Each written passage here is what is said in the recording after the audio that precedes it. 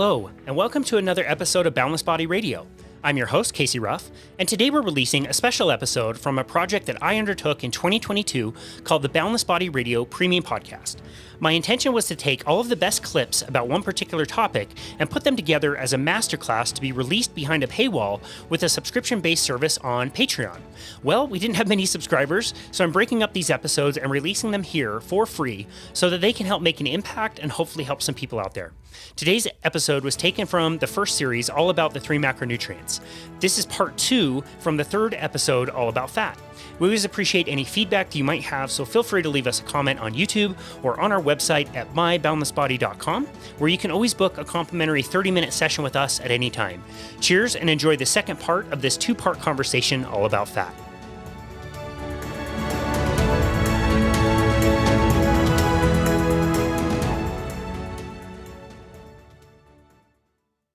I think the really important point to make is this. I said earlier that the long-standing false establishment narrative is that glucose is the way that the body is to create, that the cells are to create energy. It is the proper, right, and normal way, and everything else is some sort of fluke. That is completely 180 degrees opposed to reality. The cells oxidizing glucose is part of that emergency system to reduce the amount of blood glucose, to bring down the blood glucose level. Yeah, it's part of that system. The liver cannot handle it all, so insulin signals the cells to open up and take in the glucose to get it out of the blood. And of course, the research narrative is, well, yeah, we want the glucose in the cells. No. It's an emergency mechanism. There is no benefit to running in the emergency mode 24/7 your entire life. It actually breaks down the body's systems. Conversely, the lymphatic lipid system, it delivers only fatty acids. So here's the deal. We've got the one hemisphere, glucosis, where the cells burn glucose. We've got the other hemisphere, ketosis, burning primarily fatty acids and to a lesser extent ketones. Burning glucose is like putting diesel in a Maserati engine, okay? And burning fatty acids is like putting high-octane fuel in your Maserati engine. And somehow, the establishment has gotten this completely backwards, and they want to claim that pumping diesel into the gas tank of your Maserati, oh, hell yeah, that's totally normal. Let's do a whole bunch more of that. It's so apparent. You've read Body Science, so you get it. But it's so apparent that that's nonsense. It is literally mind-boggling that a gigantic percentage of the civilized world actually believes that nonsense. Wow, that's so crazy. Okay, so let's just quickly recap. So in the lymphatic lipid system, this is the system that is designed to run efficiently pretty much all of the time. So if I am eating primarily animal flesh, I'm consuming proteins and fats, preferring the fats for energy. Those come into my body. They do not go directly into the bloodstream. They go through the lymphatic system, into a chylomicron, and they get distributed for energy, which is to be burned, not to be stored. Is that correct? Absolutely. Not one single bit of the fatty acids that are delivered through the lymphatic lipid system are stored. None. Zero. Okay. Then I am out in the world. Occasionally I will come across some fruit, maybe some honey, something that is carbohydrate based. That's going to be pretty rare because I'm competing with other animals, which I love that you made that point in the book. Birds probably are going to access those fruits way better than I'm going to be able to. Those foods are pretty much seasonal unless you live in very specific parts of the world. You're probably not going to see them all the time. And they're very different from the fruits and whatever, carbohydrate foods we think of today. They were vastly different back then. Is that, are we good so far? Absolutely. Fruits and vegetables that we walk into the grocery store and look at today and readily identify, we would have no idea what the hell we were looking at 25,000 years ago. Softball-sized apples like you can buy in May. It's absurd. And most people never stop to consider it because that's their normal. That's what they've grown up with. Yeah, there's been a lot of hybrid breeding that has made things much more desirable from a consumer perspective over the last 100 years or so. Gotcha. Okay, so ancient man, again, he's living mostly in ketosis, eating lots of proteins and fats, probably doesn't need to eat very frequently because he is running on those ketones, using them for fuel, not storing them. Occasionally he has something maybe that's a little sweeter, carbohydrate-based, he'll eat that. Hepatic lipid system kicks on, deals with this rare occasion, that doesn't happen very often, and sorts out the problem as an emergency mechanism. And we can go back to living primarily in ketosis, pretty healthy and happy, and continue down that path. And we've done that for tens and hundreds of thousands of years. Is that correct so far? Yes, I do want to highlight one point where you talk about, okay, so he stumbles across some stuff that's sugary or high carb, and the hepatic lipid system kicks in to resolve that. And then he never does leave ketosis, by the way, when that happens, because it's such a momentary event that it doesn't change his physiology. His cells still only want fatty acids. It takes some period of days in order to flip back. Okay, but the important point I want to make here is that incident, he stumbles across, we'll use honey because since you mentioned that, although that tends to be more of a fructose issue, but nevertheless, we'll use that as an example. And so his blood glucose goes up, the hepatic lipid system kicks in and resolves that. That did zero damage to his body. Now, the reason I bring that up is what the standard American diet does, and what vast majority of Americans and probably people in the Western world generally do, is they require that emergency hepatic lipid system. They require that to run every single day, multiple times a day. It is the norm, this emergency system that man's genetic coding intended to have used once in a blue moon. They make it run constantly for their entire lives. And then the body gets worn down by that. And finally, by the time you're in your 40s, 50s, 60s, on comes the chronic disease. And that really is a manifestation that the body simply cannot cope with the ongoing abuse any longer. I couldn't think of anybody better to include in this conversation when it comes to all the things that we're told about fat, in particular saturated fat, than a heart surgeon. So we're going to do just that. We're going to go over to Dr. Philip Ovadia. He wrote the book, Stay Off My Operating Table. He has a podcast by that same name, which I was actually hosted on, which was a huge honor. And he is going to talk a lot about the myths around fat in the diet, in particular saturated fat and heart disease, which I think most people are very, very confused about. He's going to talk a lot about cholesterol, saturated fat versus total fat, and now we're going to start to look a little deeper into not only heart disease, but also obesity and diabetes and how these other chronic diseases are absolutely exploding. Obviously, very, very smart people at some point got together and said, this is the optimal diet we're going to recommend. American adults need 6 to 11 servings of bread and rice and pasta. Clearly, they had, nutritional backgrounds, and they studied this for a really long time, and they came up with the absolute very best diet for us. Is that correct?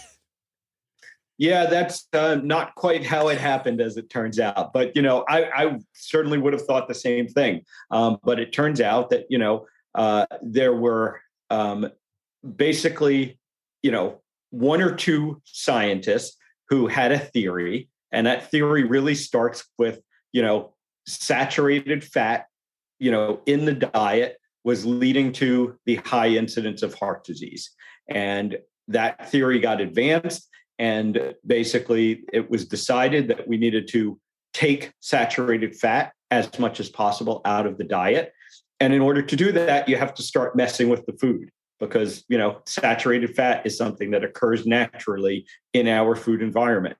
And so you start processing the food, and you take saturated fat out and you put other things in, mostly sugar or fake fats, processed fats that have been, created by the food industry.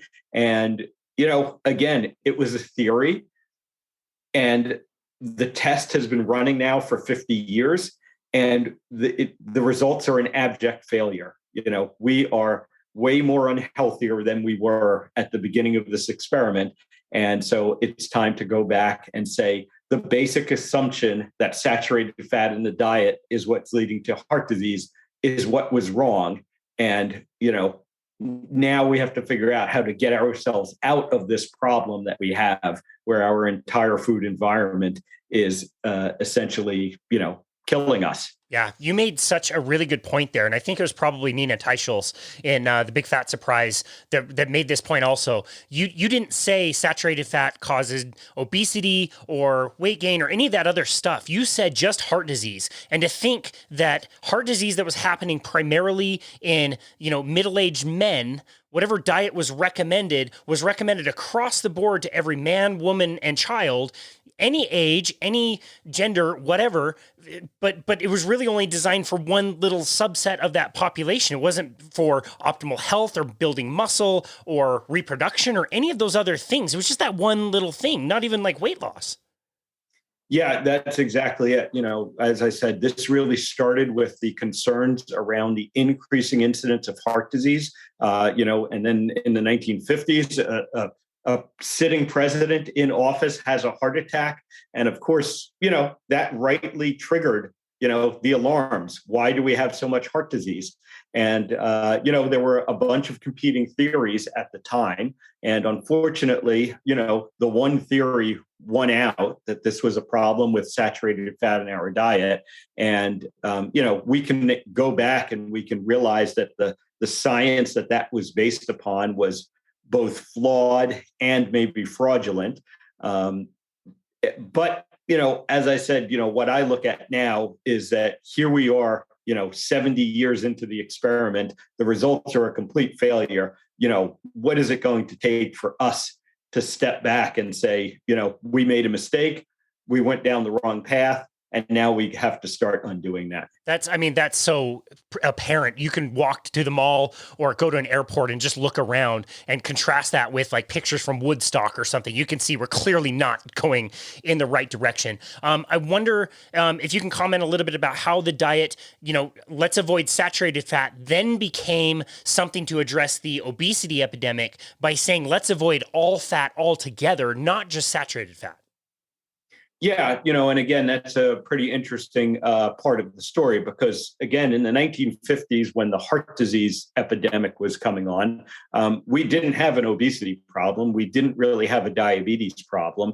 And we started making these changes, and then all of a sudden, obesity explodes, diabetes, type 2 diabetes explodes, and all these other problems occur. And the answer then became, we got to double down on what we're doing. We're obviously not lowering the saturated fat enough, and just this whole misguided conception that, the fat we eat ends up being the fat on our body. And you just see the mistakes in thinking multiply. And, and then the system, as it tends to do, the big locomotive is going down the track and it's hard to turn that thing around because the food industry responded to what the government was saying. They said, okay, you got to we got to get the fat out of food. So the food industry said, okay, we're going to come up with all these low fat products. And, the only way to make them palatable is to put more sugar in and more refined carbohydrates. And, clearly that's what has led to our obesity and now diabetes problem. But it's just the system at this point isn't going to change. It's too far down the tracks. And that's why I now, go to the individuals. And my goal is to get as many people as possible to realize this information, to learn this information, to make the changes for themselves. And you can't wait for the system to make the change for you. Yeah, totally. No, that's a really good point. That the food companies being able to turn to very cheap ingredients, seed oils, you mentioned sugar, flour, wheat, corn, especially tons of corn. Like all of these are very inexpensive. Of course, they'd be more than willing to create shelf-stable products that, claim to be heart healthy and claim to be really good for you when you walk down the grocery aisle. And everybody just thinks like, oh, this has the label of the American Heart Association. They're looking after me to get these, Cheerios or whatever. And you know, like even just now, I just bought some chicken breasts at the store, and it's like you walk by the vending machine, the Coca-Cola vending machine that says balance what you eat, drink, and do. Like Coca-Cola is like really trying to make you healthy by saying like, yeah, enjoy our beverage and just make sure you go on like a 20-minute walk afterwards or something. It's ridiculous. They're trying to make money. Yeah, exactly. And you see that, messaging that has popped up all around us, even the narrative of, that you need to be constantly fueling your body and you need to be snacking all the time. Breakfast is the most important meal of the day, a slogan invented by the food industry without any scientific data behind it. And you see this narrative repeating over and over again. And you just realize that, the food industry's job, the concern of the food industry is not to make us healthy. And it's kind of strange that we ever thought that would be the case. They literally have zero incentive to make us healthy. And quite the opposite, their incentive is to make us as hungry as possible and have us eating as much food as possible. And again, I don't blame the food industry. That's just a simple fact. Again, we started this off discussing about what a horrible businessman I am because I'm putting myself out of business. The food industry is quite the opposite. Their one and only interest is increasing the profits of the food industry. And the way to do that is to keep people hungry and, feed them processed foods that have large profit margins. And so that's what they do. And why we ever thought that they were interested in keeping us healthy, just that's what doesn't really make sense in the first place. And so we have to realize that it's our jobs as individuals to make ourselves healthy. Absolutely. And we have to start building the habits that are going to support that. Yeah, absolutely. Do you remember the commercials, like part of this complete breakfast, and you have your like bowl of cereal and the skim milk and like toast with jam and like, orange juice, a glass of orange juice, like perfect formula to put me completely asleep in first period class and make my grades suck. It was terrible. Absolutely horrible. Always needed snacks, always needed like granola bars between classes. Tell us a little bit about the myths behind cholesterol. You mentioned already that just because we eat fat doesn't necessarily mean that fat is going to be added to our body.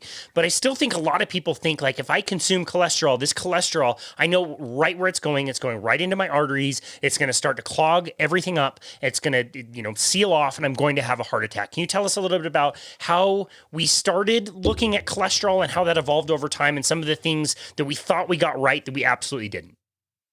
Yeah. So when you go back to sort of the early studies on heart disease and, when you look at the arteries of someone that has heart disease, you see that there's cholesterol, built up in the arteries on the walls. And so the logical thought there was that cholesterol caused heart disease. And so we got to a point of the diet heart hypothesis, it was called. And basically, it's a two-part hypothesis. It's that the amount of cholesterol that we eat affects the amount of cholesterol in our bloodstream. And then the more cholesterol that we have in our bloodstream, the more heart disease we were going to get. And it turns out that both parts of that hypothesis are wrong. But that was the prevailing theory that won out during the day. And again, that's what led us down this path that we got down. And the reality is when you look at you look at the data, you look at the science, you can clearly see that insulin resistance, metabolic health, there are different ways to measure it, is a much more powerful predictor of your risk of heart disease than elevated cholesterol, specifically elevated LDL cholesterol is. And, again, the data on that is clear. We have study after study that shows this, and yet the medical, the healthcare system has all been built around this concept that, high cholesterol, high levels of LDL cholesterol specifically in our bloodstream are what leads to heart disease, and that, the foods that we're eating are what is affecting our LDL cholesterol. And so you either have to change the foods that you're eating, or of course you have the option of taking medications to lower your LDL cholesterol. But again, that has been the prevailing theory for many, many years. Statin medications to lower LDL cholesterol have been the number one prescribed class of medications now for 20 plus years, and we are not seeing an impact on heart disease. So you have to step back and say, one of our basic assumptions must be wrong. Yeah, definitely. I mean, I think if you or I to go out into the street and ask anybody, like, tell us about cholesterol, tell us about your latest panel, I think most people would say, like, yeah, my total cholesterol was high. My doctor wanted it to be lower. One of these cholesterols is bad, and that definitely need to be lower. And there's a good kind, and that needs to be better. But I don't know how to even do that. Nobody seems to know. Yeah. Can you comment a little bit about that, where people know that there is a good version of cholesterol and then there's this evil, bad version of cholesterol? Are they the same? Are they different? Is there different, ill-willing cholesterol molecules out there? Like, what's the difference? Yeah, no, it really, again, that basic kind of distinction doesn't really make sense. So again, even stepping further back, you have to ask yourself, why would our bodies make something that's trying to kill us, essentially? Because that's what the cholesterol theory really is based upon, that our bodies are making this LDL cholesterol, this bad cholesterol, and this bad cholesterol is then, leading to heart disease and killing us. And, at a basic level, you have to say, why would our bodies make it if it wasn't good for us? And so when you start to think about those basic questions, that leads you to step back and say, okay, what does cholesterol actually do in our bodies? And the answer is, it's actually a repair mechanism. And the blood vessels in our heart and elsewhere get damaged, and the cholesterol gets sent to repair the damage. And then if you keep damaging the blood vessel wall and you keep sending more and more cholesterol, yes, eventually it's going to build up and cause blockages. But the answer to that isn't to get rid of the cholesterol. The answer is stop doing whatever is damaging your blood vessel walls. And it turns out that the thing that's damaging our blood vessel walls is insulin resistance, poor metabolic health, high blood glucose levels, all of these other things around metabolic health. And so if we were to address that problem, the cholesterol becomes a non-issue. Yeah, I love the analogy of, like, if you were an alien and you showed up on our planet and you noticed that somebody's house is on fire and you saw these firefighters running around, you would probably say, like, what are these bastards doing? Like, get these guys out of here. Every time I see a fire, I see firefighters, so get rid of the firefighters. And it's very similar with cholesterol, correct? Like, it's there to fix things and help things get better and heal. Yeah, exactly. And I love that analogy as well. And, it's interesting that, I think probably the first person I heard that analogy from was Dave Feldman, who is a computer scientist engineer. And, it was another one of those aha moments, sort of in this journey where I said, he's exactly right. That makes a lot of sense. I verified it. I went back, I looked at the studies and the science and, the information that he talked about. And then I started saying, why am I learning about the true cause of heart disease from a computer scientist, instead of all the, medical school professors and all my fellow, heart doctors.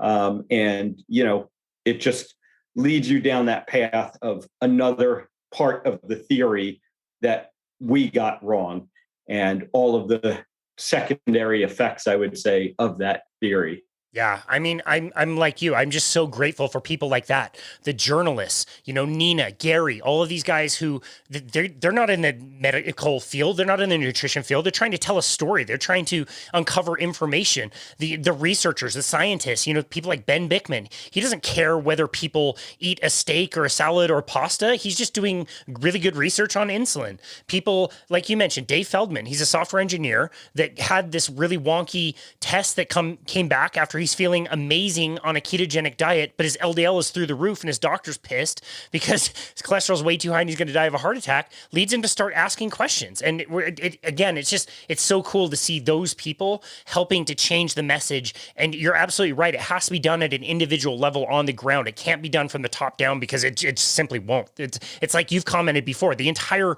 medical system would collapse. Yeah. And, one of the things that I came to realize through all of this is that, it took the people outside the system to start asking these questions and start searching out these answers, because the system itself is so broken and is so captured. And, as a physician, you really get educated in such a way that you're not supposed to question these basic assumptions anymore. And again, it's pretty ironic because physicians are supposed to be educators. They're supposed to be curious. They're always supposed to be asking, what can I do better, to help the people that I am serving. And we have evolved to an environment, to a system that actively discourages independent thought from physicians anymore. And, the nutrition part of it is certainly, it's one of the most glaring examples, but you really can see it throughout medicine, throughout healthcare. And it's really what leads you to the basic problems, that we see throughout our healthcare system today. So already you've heard the name Dave Feldman come up several times. So we are going to introduce you to him now. He's going to tell his own story in a podcast that we did with him and Dr. Nick Norwitz back on episode 109. Now, this is just about the most concise clip I could find that explains what happens with our cholesterol inside our bodies according to Dave's energy model, which is a super interesting way of looking at cholesterol and could eventually be a way that we show that LDL cholesterol, or what people call bad cholesterol, is not actually the cause of heart disease. We're not there yet, but his research is kind of pointing in that direction. This is very interesting. This is another clip that you may need to go back and listen to several times to be able to understand what's going on here. Cholesterol is very complicated, and to try to, fit this into a 10-minute clip is pretty difficult, but I did want to include it here. My story begins with myself having gone on a low-carb diet, seeing a surprise increase in my cholesterol levels. Part of why it was a surprise was both my dad and my sister, who got inspired at around the same time to also go on a low carb diet, did not see this pronounced increase in their total and LDL cholesterol like I did. LDL being commonly referred to as the bad cholesterol. And this concerned me quite a bit because I believe what my LDL was before was something in the neighborhood of around 180, and it had jumped up to 200 and something by 7 months into this low carb diet. Now, I then became very obsessed because I was feeling so great on the diet. I wanted to understand it better and, of course, also see if I could roll it back because I was very concerned about it being as high as it was.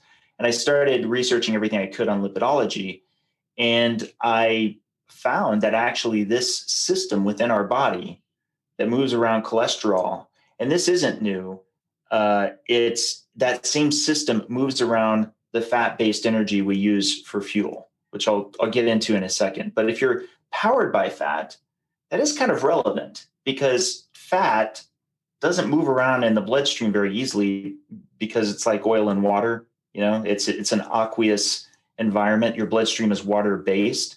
So you need these proteins in your bloodstream to carry fat around where it needs to. And one of those proteins is a lipoprotein.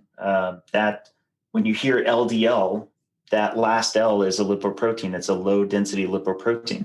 And the lipoprotein is the carrier protein that carries not just cholesterol, but also carries this fat-based fuel, which we'll unpack in a moment. But that's kind of the starting point, because at that point, I realized that actually maybe I could change these numbers in a short span of time if it's just a matter of changing around my diet. And that's exactly what happened. As Casey mentioned a little bit earlier, the Feldman protocol was really kind of a hack at the time, in that I could consume a lot of fat while being on a ketogenic diet, and unintuitively, my LDL cholesterol would go down. Now, we'll kind of unpack that a little bit more now. Basically, what I posit is happening, and without getting too deep into the weeds, because I want to keep this kind of high level, what I'm positing is happening is when I'm getting a lot of extra dietary fat, that means that my body has less of a need to circulate the stored fat in my body. And therefore, that will result in less LDL, because the LDL is usually it's kind of a downstream product of VLDL. VLDL being what my liver provides from stored fat that I ultimately got from my fat cells. So if I'm consuming a lot of fat, but still staying ketogenic, it usually means that my body goes, oh, I'm in an abundance of fat. Therefore, I don't need to draw on my stored fat. Therefore, I don't have to traffic as many of these VLDLs. And therefore, there's less LDLs. That's kind of the energy model in a nutshell. Yeah. So let's unpack some of those terms, the VLDL, the LDL, and also triglycerides, which are like fat in the blood. Right. So if somebody's looking at this, like a lipid panel that their GP ordered or their PCP ordered, they're going to see probably a total cholesterol, which is the sum of all the cholesterol, the actual molecules in their blood. They're going to have an HDL cholesterol, which is a quote good cholesterol. Then they're going to have LDL, which is quote bad cholesterol, and triglycerides. Now, my understanding, focusing first on the LDL and the triglyceride component, is the life cycle of an LDL actually starts as VLDL. So your liver, like you said, it ships out these VLDL particles, these boats that carry this triglyceride fat fuel. You were just describing, these particles carry fats, and the VLDL go to peripheral organs like muscles, and they can drop off the fat, the triglycerides, at which point they become LDL molecules, which have fewer triglycerides. And those LDL should return to the liver and dock and be reabsorbed. So it's kind of like, boats shipping triglyceride fuel. The VLDL goes out, drops the triglyceride fuel off at the muscles, then returns to harbor at the liver. And that's a healthy way to circulate fat through the blood. Would you think that would be an accurate description? That's pretty accurate. I would add just a little bit more to that. I would actually say that while one of its major customers, if you will, of the VLDL for where it's dropping off these triglycerides, which again is your fat-based fuel, is not just there, but actually in large part your adipocytes, which are your fat cells. Mm-hmm. So I like to use this analogy because I think it helps people get it a little bit better. There's sort of the major, let's say, shipping warehouse that's shipping out a lot of the product on the large trucks. We're used to these large trucks pulling up to, say, grocery stores.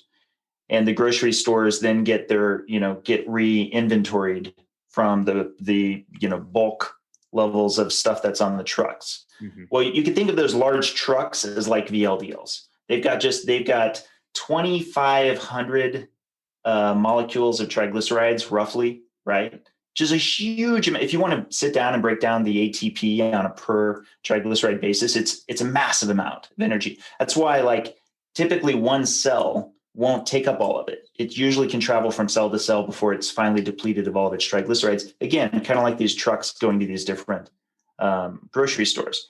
And you can think of the neighborhood around the grocery store as the non-adipocyte tissue, like muscle tissue, for example. But the adipocyte, that fat cell, is kind of like the grocery store. It's getting constantly restocked by these VLDL.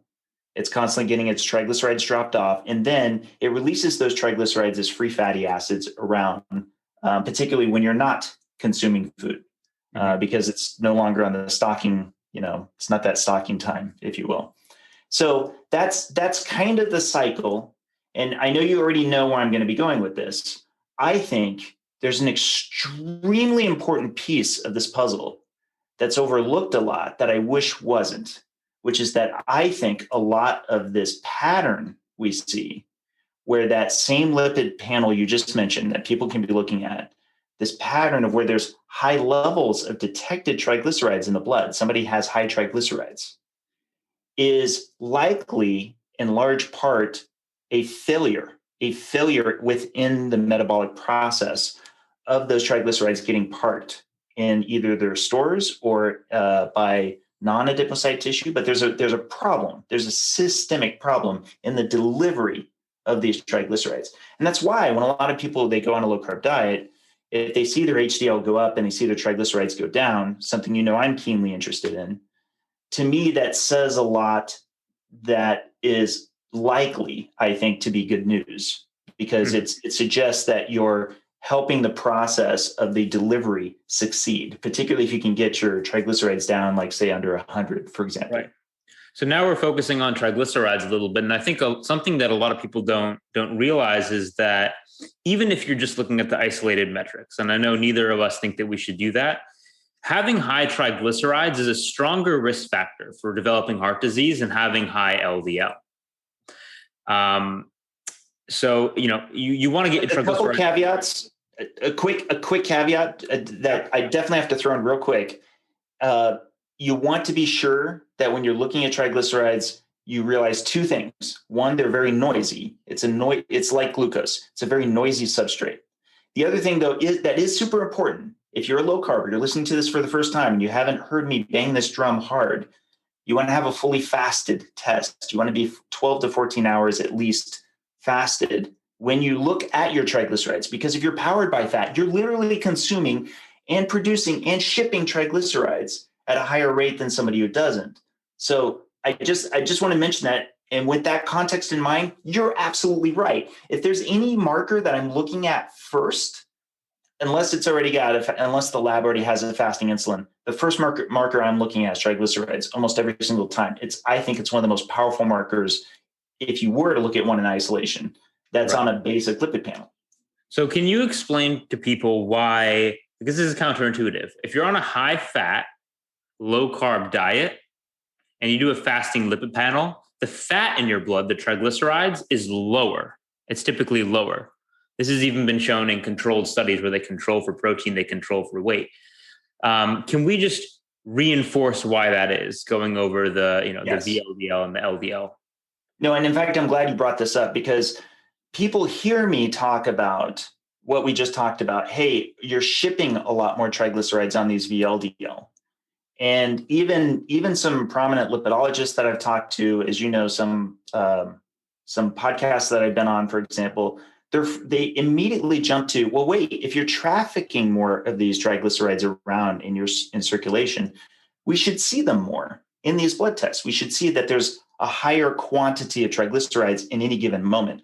Mm-hmm. But that assumes incorrectly, in my opinion, that assumes that there's a static rate of shipment, if you will, as in the uptake of these triglycerides into these cells are going to be the same whether you're on a mixed diet or whether you're on a low carb diet or whether you're on a high carb diet, and for that matter, whatever your metabolic status is.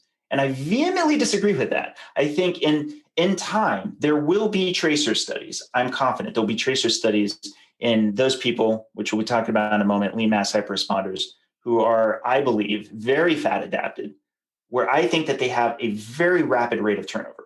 I think that they're barely shipping the triglycerides out of the liver before other different cells are bringing them up, which makes perfect sense because after all, you're not powered as much by glucose. Yeah.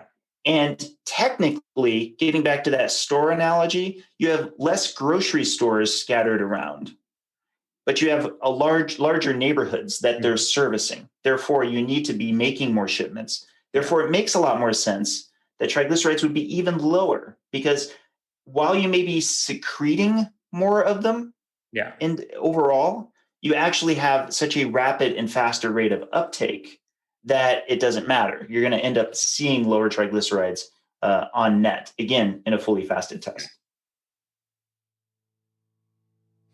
So again, that was a fantastic clip from Dave Feldman and Nick Norwitz, who was also in on that episode in episode 109. Like I said, very, very high level. Hopefully you were able to pick up on the different way of looking at cholesterol in the body and looking at it more as a system for delivering fat, and understanding that what people call bad cholesterol or your LDL cholesterol isn't necessarily bad, and it is a number that is super dynamic that you can change very, very quickly depending on the conditions you create for yourself. I think this topic is super interesting. We've already mentioned Nick Norwitz, who is a doctor. We're going to go to him now on a separate episode that we did with him back in episode 100. He is one of the people that I referred to in the very beginning that has a crazy personal story. I highly encourage you to go back and listen to that, how he was able to heal his terrible gut issues by finding low carbohydrate and ketogenic diets. We're going to talk about the ketogenic diet here. You don't need to get too worked up about the details on that. He's going to explain it, and we're going to go to a clip after that will also explain it really well. Just really important to understand how healing this way of life can be, and that a ketogenic diet is absolutely not a fad. You can't imagine that what we're being told is wrong. When the data are looking you in the face, you can't imagine that it doesn't make sense until you go back and read, like the 483-page report behind the USDA dietary guidelines, and like, this is nonsense. Like, this is actually kind of bad data. And then look at the history of it, and then you realize we're actually being misled. And that's such a difficult thing to convince people of, because like it's he said, she said. Why would you believe me? I just got my PhD. I'm a 25-year-old, and you have this these guidelines coming out from the government, or not necessarily the government, but like a panel of quote experts. No longer would I consider them experts, but it's a he said, she said. We both know more than the person listening, presumably. So why would you believe me? And that's a really difficult thing, because like, if I were in your position and you hadn't dealt with something, some sort of severe health thing that pushed you in this direction, forced you in this direction, I wouldn't believe me either. That's right. So, it's difficult, but all the science is more or less there. And then, well, in complete transparency, the guidelines and a lot of these papers that are coming out now, like Eat Lancet for the Planet about plant-based diets, they're getting a lot of flack for being not scientifically rigorous or influenced by, industry funding. Oh, good. We could talk like hours and hours about that as a singular topic. But anyway, I won't get on my soapbox about that. Instead, I'll transition to get my soapbox about keto. Although, first of all, let me just clarify. I am not trying to say at any point that everybody needs to go on a ketogenic diet or a low carbohydrate diet. That is not what I'm saying. I do not believe that. I do not believe there is one size fits all best diet, nor do I believe that carbohydrates are an evil macronutrient. As some people in the keto sphere, as you can call it, like it might come off as seeming. What I would say, though, is that there's a distinction between carbohydrates as an isolated macronutrient causing metabolic disease and removing from carbohydrates from the diet, improving metabolic disease. And that doesn't matter what carbohydrate source it is. So I'll just give you an example of a trial that was done a couple of years ago by Hyde et al., published in the Journal of Clinical Investigations. And what they showed is that, controlling calories, controlling protein, giving people overall healthy whole foods diets, if you shifted, calories from carbs to calories from fat, metabolic health just improves. They were looking at people with metabolic syndrome. And this was a randomized crossover trial. So 3-4 week blocks. And what they found is in just 4 weeks, a low carb diet, a low carb, high fat diet, reversed metabolic syndrome in 9 out of the 16 participants. Wow. And those same 16 participants were in another, a low fat, high carb group, same calories, same protein. They're eating their 5 a day, fruits and vegetables. It's actually a very healthy diet on the surface. And only one, rather than 9 out of 16, only 1 out of 16 has improvement in metabolic syndrome. And other things that you wouldn't expect. And we can explain the biology behind it, or I can if you want. But things like, okay, so the high fat group, they were eating much more fat. They were eating 2.5 times as much saturated fat. So 100 grams in that group, 100 grams of saturated fat per day. So you'd expect, compare them to the low fat group. There's saturated fat in their blood, and their fat in their blood must be higher. They're dead. Guess what? They're dead. It's lower. It's lower. They're eating 2.5 times more saturated fat, and the saturated fat in their blood is lower. Wow. That's actually because most of the saturated fat in your blood comes from carbohydrates. Yep, that's right. And being, metabolically unhealthy. Depending on how long we go, I'm happy to talk a little bit about the science there. But there's studies showing that, removing carbohydrates can be healthy. And the reason that's relevant is because, okay, if you're already metabolically healthy, maybe you can handle some carbs. Maybe you're insulin sensitive. But analyses show that only about 12%, this was in 2016, or at least according to the 2016 NHANES data, 12% of people were absent of markers of metabolic syndrome, which means 12% of people are metabolically healthy and insulin sensitive. So maybe 12% of people can get away with eating carbs. What if you're not in the 12%? What if you're the majority of people, the 88%? And wouldn't it make sense to address, dietary guidelines to the 88, 90% of people rather than the 12%? So maybe the guidelines are just fine for the 12%. Actually, I was in the 12%. It didn't work for me. So I still don't think they necessarily work, even if you're in the 12%. But let's just, I do want to frame that what I'm talking about is mostly those 88%. because most people are metabolically unhealthy. And you don't always know. You can be very thin, totally normal weight, and have metabolic syndrome or have diabetes. In fact, 15% of people, I think, with type 2 diabetes, so tens of millions in the United States are on normal weight. Weight is not a very good proxy for metabolic health. You need other things.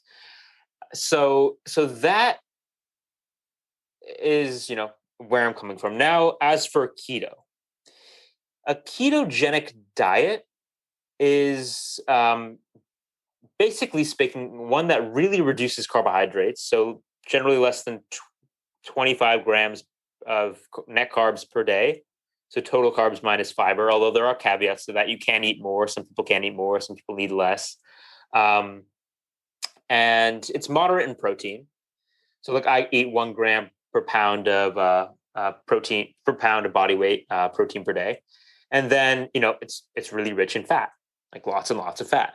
I eat probably 350 grams of fat a day.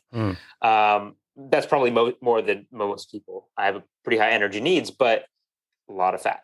So that's generally what it looks like. And it's more on the extreme end of just what I would call therapeutic carbohydrate reduction, TCR.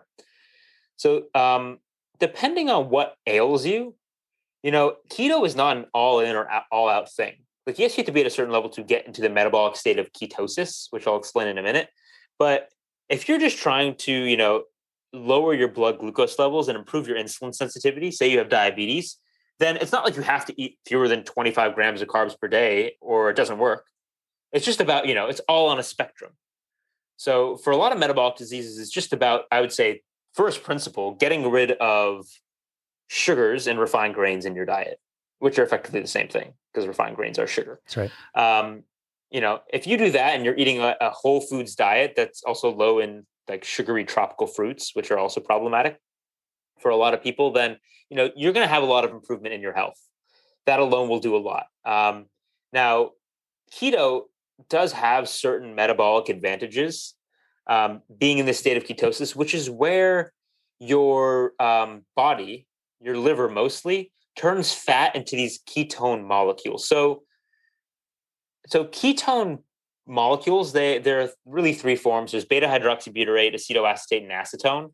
Acetone is like a waste product. You blow it out in your breath. That's that fruity smell if you have keto breath. Yep.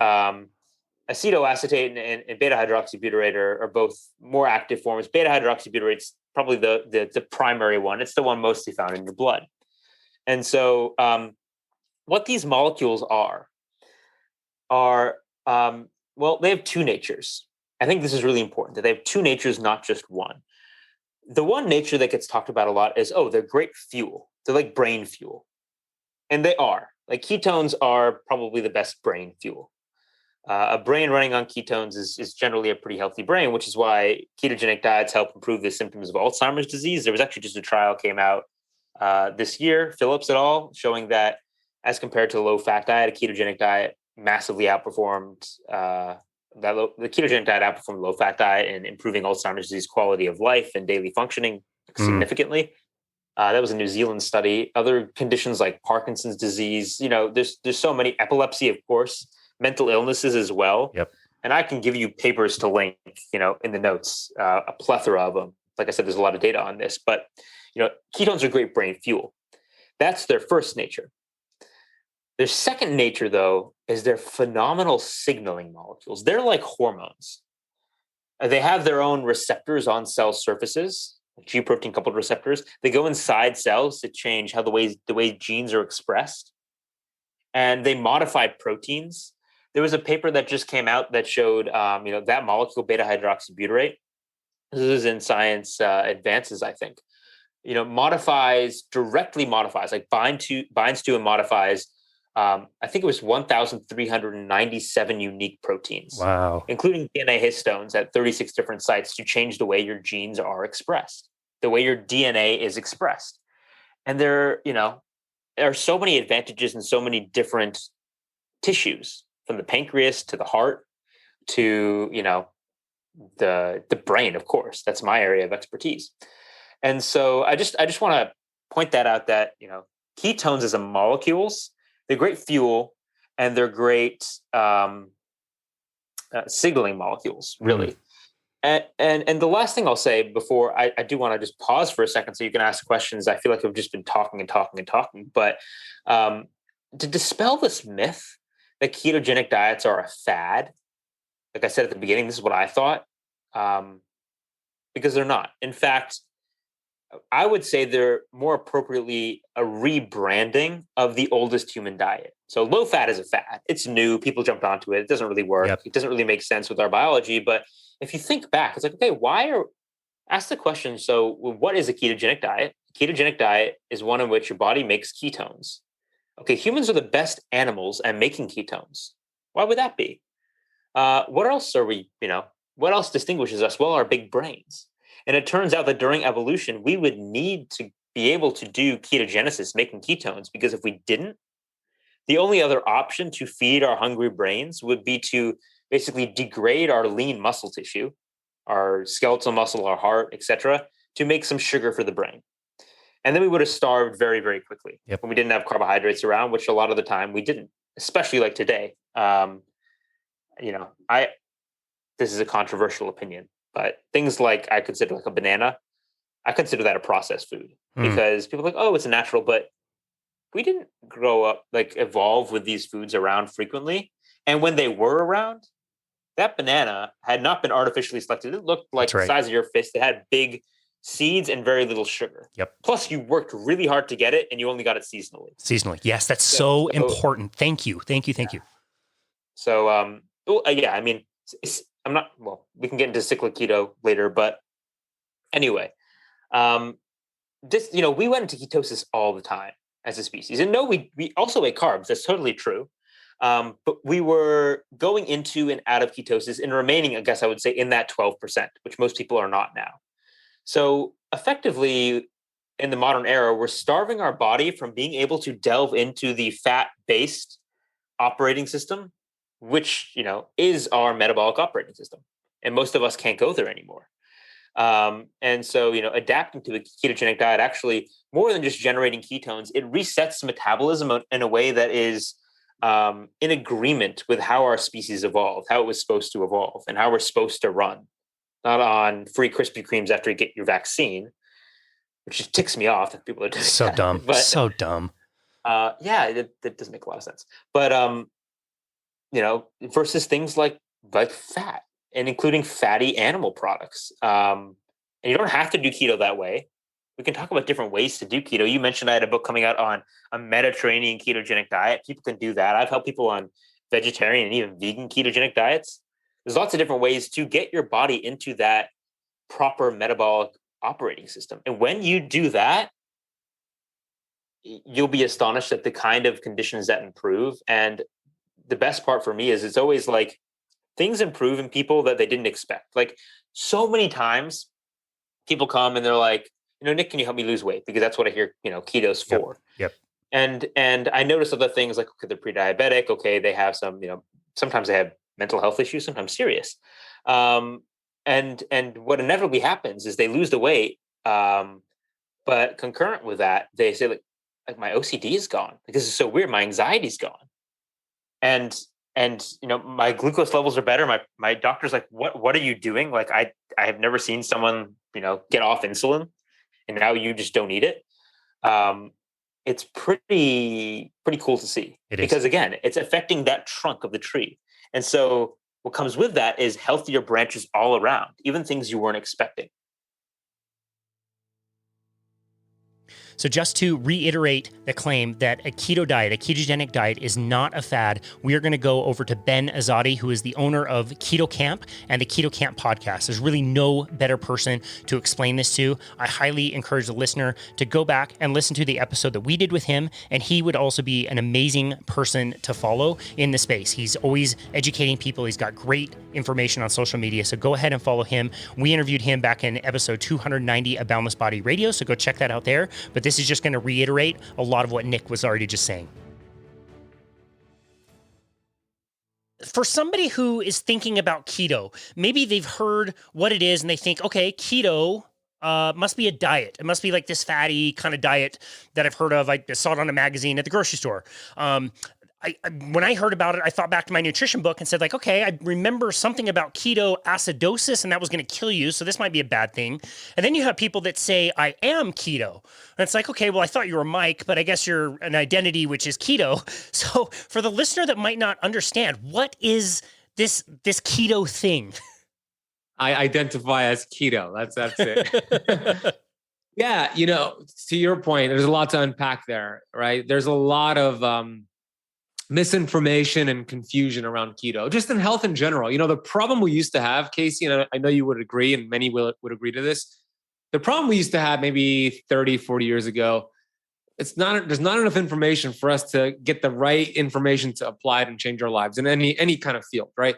Now you fast forward to 2022, we got Dr. Google, YouTube University, all these podcasts, some good, some really bad. And now the problem is too much information. And when somebody has an information overload and they're confused, they don't make a decision. They're paralyzed, they're confused, and I've been there myself. And it's really not the information that's going to change anybody's life or anybody's lives. It's the application of the right information. If information alone was power and had the ability to change your life, then every librarian would be a multimillionaire. But it's not the information. It's the right information applied at the right time.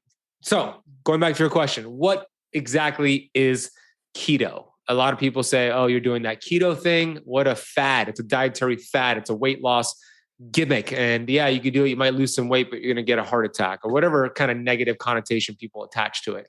The reality is this: keto is not a diet. Keto is a metabolic process. And guess what? There's nothing new about it. It might be new to you or nuanced, but it's been around for as long as humans have existed. How do I know that? Am I just making that up? No. If you think about our ancestors, they did not have food readily available to them 24/7. You think they had Uber Eats or DoorDash or Whole Foods or your refrigerator? No, they ate whenever food was available. And guess what? Sometimes that would be several hours, several days, or sometimes several weeks. So what happened? They had to have an alternate way of getting energy, an alternate way of fueling the brain. And that process is called ketogenesis, a metabolic process, the birth of ketones. So when you're in a fasted state, when our ancestors were in a fasted state, they needed to tap into their body fat, which is stored energy, and start using that as an energy source. And the liver then produces ketones. And the benefit of beta hydroxybutyrate, which is one of the three ketones, the benefit of that one, it has the ability to cross the blood-brain barrier and give your brain a fuel source when glucose is dropping low because you're not eating food. So when you think about that, it's a natural process. But in this day and age, most people, not just Americans, but most people are experiencing a keto deficiency. They're never getting into a state of ketosis. They're never allowing their body to tap into their fat stores. They're never getting into this amazing process. And we'll talk a little bit more about why this is important for inflammation and weight loss. But it's really a keto deficiency. And there was a study, and I shared this at the Keto Salt Lake. I think some other speakers shared it as well. A 2018 study that came out from the University of North Carolina, Chapel Hill. And they looked at over 8,000 American adults. And they wanted to assess what are their blood pressure markers? What is their HDL, LDL, triglycerides, A1C, glucose, and other metrics like medication or no medication. And they determined that 88% of American adults are unhealthy, metabolically inflexible. That is insane. That was before COVID. That was before COVID. Yep. Before COVID. So you know what happened after COVID, that got worse. So now I would say 90% plus of American adults are metabolically unhealthy. They really need keto. They need this metabolic process. The real fad diet, the gimmick diet that doesn't work, is the standard American diet. That's been around, 30 to 40 years, but keto has been around for as long as humans have existed. So that is what keto is. It's simply a metabolic process. And there's not one way to do keto. There's several. The way we teach it here at Keto Camp is how do we reduce cellular inflammation with ketosis. So we view it from a cellular lens. Yeah, that's amazing. I love the idea of looking at it as ketosis, and also the opposite of that being something like glucosis, where, you're running the system in a completely different way, but nobody knows how we did it in the past. They're so used to this environment that we've been in, and average is not normal. And we look around and say, well, everybody else is eating this way, so I must have to eat this way as well. And you don't even understand that there's this whole other way of doing things that, you're right, is not a fad at all. It's the way we would have had to live to be able to survive to get to this point. That is right. And you're right about, just because it's average doesn't mean it's normal. And when you go to events and conferences, or if you're hanging out with your friends, it makes it more difficult to kind of be the outlier, because everybody's going to eat heavy carbs. You're going to be snacking every 2 to 3 hours. And you're like, I'm fasted. Or do you have more protein and fat? Like, you're going to be looked at as the weird person. I was just in Las Vegas last week at an amazing video and business and marketing conference. And they gave us, breakfast and lunch and dinner. I got to tell you, most people are eating the high carbohydrate pastries and meals. And I'm there like, I'm just going to fast. I want to have more energy for the conference, right? And it's very uncommon to do that. And you're going to get some looks and some comments. So you have to really stand your ground. And I really believe your competence equals your confidence. And that's where, like, listening to podcasts like this come into play, or being around a community. So we need to change the way we look at health, because we know that if we just follow the mainstream media and the government guidelines when it comes to promoting nutrition, it doesn't work. It hasn't worked for so many years. I mean, if it worked, we wouldn't have the current statistics from the cancer.org website saying 1 in 3 women are diagnosed with cancer within their lifetime, and for men, 1 in 2.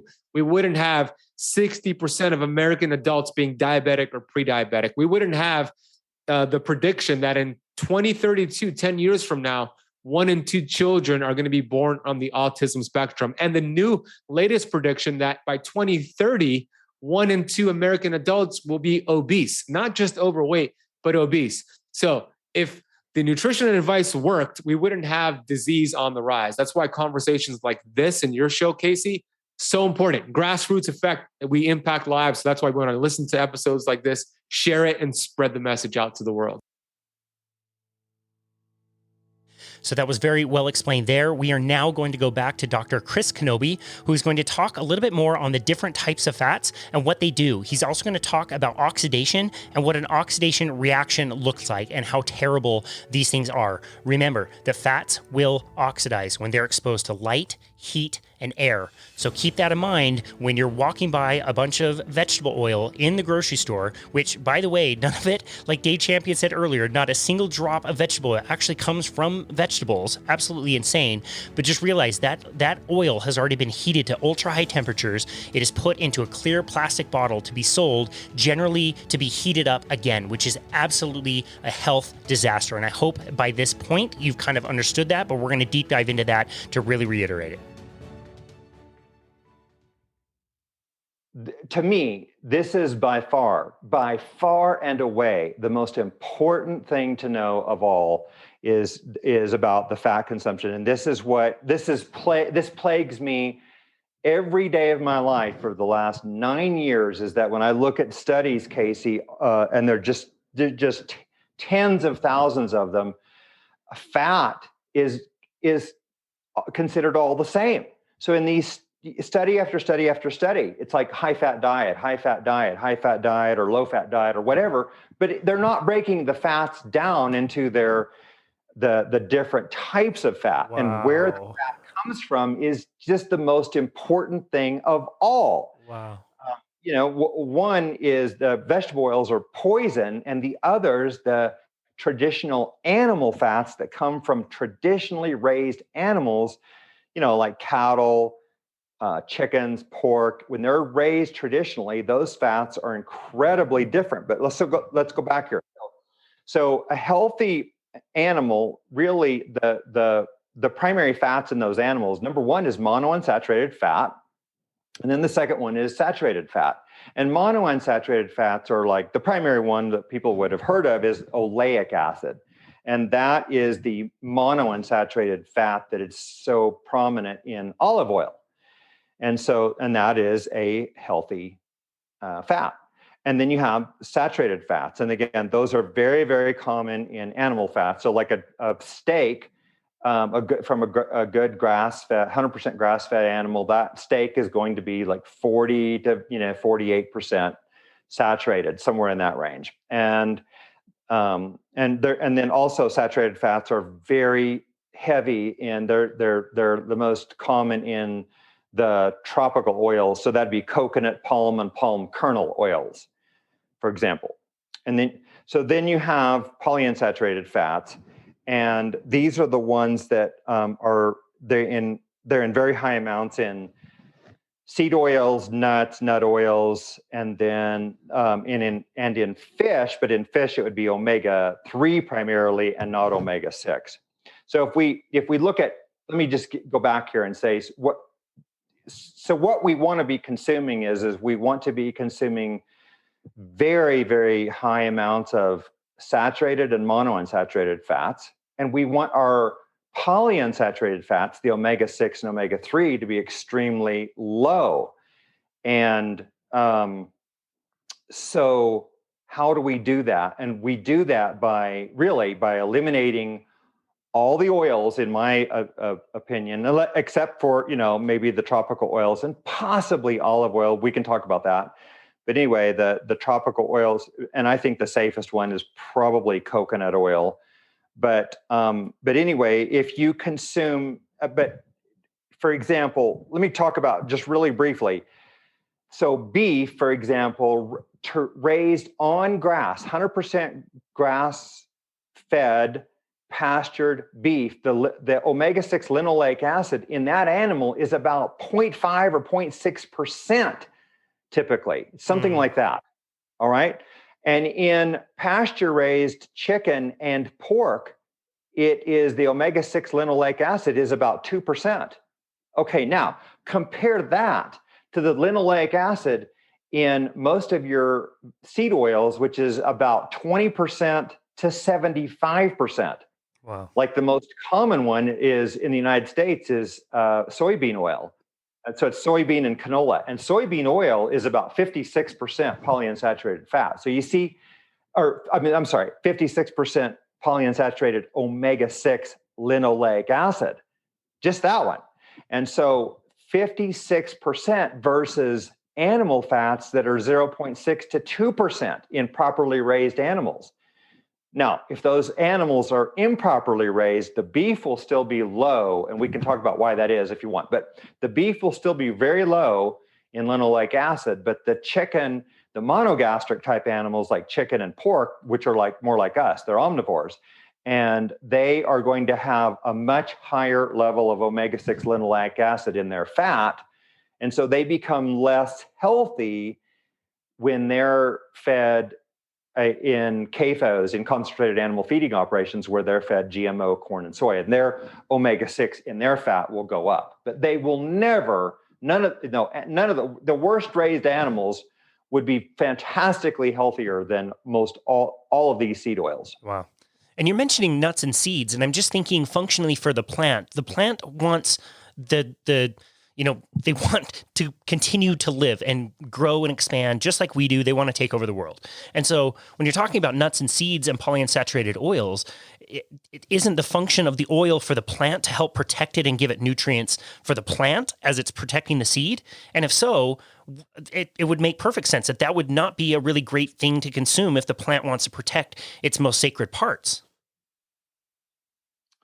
Yeah, I'll just say I don't know the answer to that, Casey. I just really don't know. But we can consume any kinds of plants. So consuming a plant of any sort, any vegetable or fruit, will never hurt us in terms of the omega-6 consumption. I just don't think you can really get there for the most part. Gotcha. In other words, if you're eating avocados and olives, for example, and then all the vegetables and fruits, you're never going to, your linoleic acid consumption, your omega-6 is going to be low. And B, you won't be consuming the oxidized components because they're still in the plant in their native traditional form. Kate Shanahan says that I'm trying to think, how does she put it? That nature doesn't make bad fats, factories do. And that is a pretty powerful statement. I like that statement. I've used that before, which I always credit Kate for, because I learned it from her maybe 5, 6, 7 years ago. And, that's a good way to think of it, because, I think, in general that, plants can be consumed healthfully by most people. Yeah, that's great. I just meant like the seed itself being too concentrated with that oil that's not, maybe evenly distributed through the plant, that maybe some forms of plants are, better than others. But you mentioned oxidation, and that is something that is super, super important. I want to make sure we cover that. When I think of oxidation, I think of things like rust or aging. Yes. How do you think of oxidation and what's going on there?